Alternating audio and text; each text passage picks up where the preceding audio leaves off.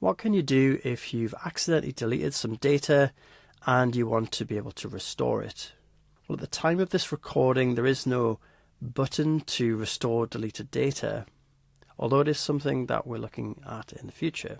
However, everything is audited. What do I mean by this? Well, there is an audit log that maintains information about things that have been deleted or updated throughout the system. You might have noticed this within sections like this, where you can see this little icon here. It tells me who last made the change for that item and when. If I was to click on this icon, it would show me the audit log for that record. On the left hand side is the data before the changes, and on the right hand side is the data after the changes. And you can see there's a history of all the changes here. You can click on them and see exactly what's happened during each change. Now, this is fairly technical. It's not something we expect you to be accessing all the time, but it's going to show you that history. So how about deleted records? You can't just click the icon on the record because there is no record. What you can do in this case is to view the audit for the entire report. So this is going to show every change across all sections. I'm going to open this up and you can see there's various changes throughout. Now, what you want to be looking for is an item like this where it says delete item. So we're not interested in this update one, it's this delete one that's clearly the issue. So you can see here, this information on the left is what has been deleted. So this is what was there before, and on the right hand side there's nothing because it's been removed. So in a worst case scenario, if I had to restore this data, what I could do is I could use this to help me to do that. So probably the way I would do this is to have two dashboard sections. On the left hand side I'd have my audit record, and on the right hand side I'd have a session which is going to allow me to then re-add this data. So I'm going to skip ahead. I'm going to put two dashboard browser sessions side by side so you can see what I mean. And the way I'm going to do this is just to open up a separate browser instance and then browse to the dashboard, because I can do that. That's no problem. So let's go ahead and do that. So I've skipped ahead here and I've opened two browser sessions.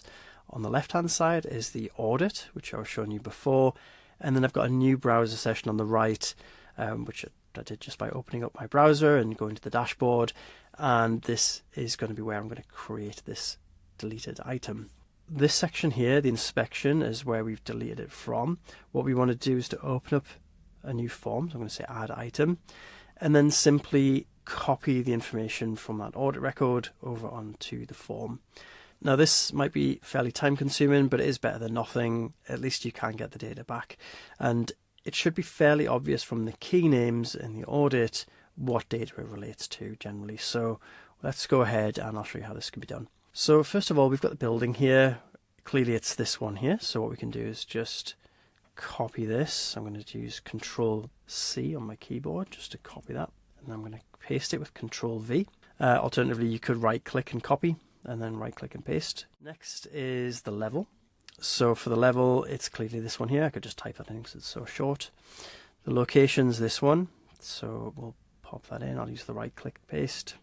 Now, where you might get tripped up is on the images. So let's go ahead and go to one of the images here. So photo 1 clearly relates to this one here, but it's not showing the image here. This is just a record, like an audit record. It's just showing the data. So what we can do here is actually copy this link by just sort of drag selecting it all the way to the end. Copy it.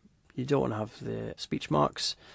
I'm going to paste this into another tab in my browser, and there's the image. Brilliant. So now we need to right click, save image as, and we can save this onto the desktop or wherever else is appropriate. So I'll save that there now. Then within the form, we can choose the file, double click, and there's our image. So it may be a bit laborious because you have to follow the link, save it, and then re-upload it, but that's going to allow you to get those images. So you just continue on in the same way, and everything else should be pretty self-explanatory. Another thing I just want to mention is the section. So the section relates to the section here. And by the way, when you're completing that form that we just did before, make sure you save it, and that's the sort of last step. But like I say, the section key relates to the section name here. When you are looking for these items, the key thing though is just to look for those items which say delete item, and that should really be what you're kind of looking for. If it's a section like this, which is just a single form rather than a multiple items, then it may say something like update item, but you should be able to sort of trawl through those records and find them, assuming you know the rough date and time that they've been deleted. That's often a good place to start. And once you've done that, you can then go through, like I've shown you, into the audit record and then manually add it back in. Now, at some point in the future, we probably will have a button to let you restore things from the audit automatically. But for now, follow these steps and you should be able to get that data back safe and sound.